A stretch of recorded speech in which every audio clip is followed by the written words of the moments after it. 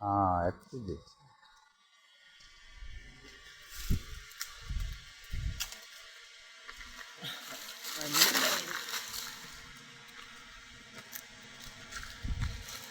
මේ තියෙන්නේ දොර. මේ තියෙන්නේ මේක තමයි ගල් දොර.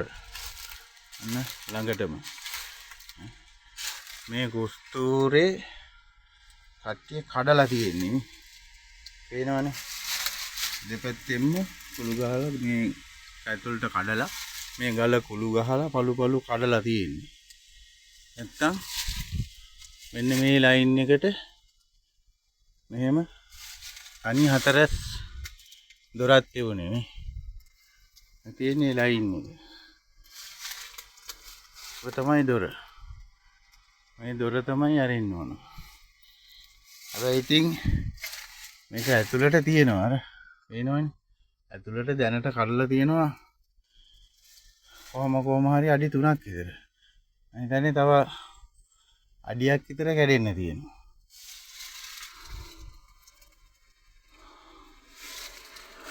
මේ තියෙන්නේ ඒ පරිසරේ. අනිකර රූස්ස කැලේ. වෙනවනේ. බලු බල්ලෙක් නෑ. අනේ රූස්ස කැලේ. මා බතගස් තියෙන්නේ.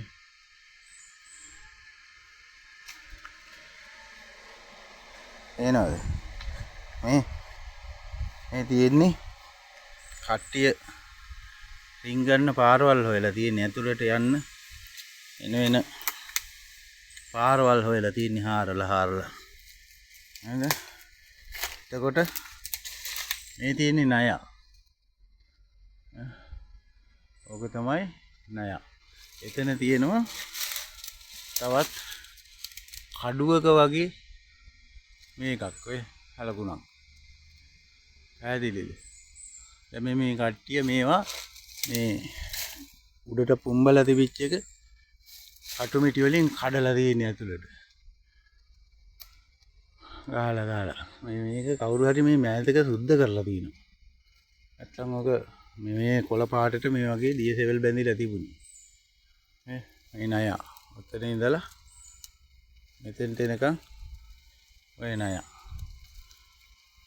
ණය බලාගෙන ඉන්නේ අර පැත්ත. අරක දිහා තමයි බලාගෙන ඉන්නේ. ඔන්න ඕක තමයි තැන.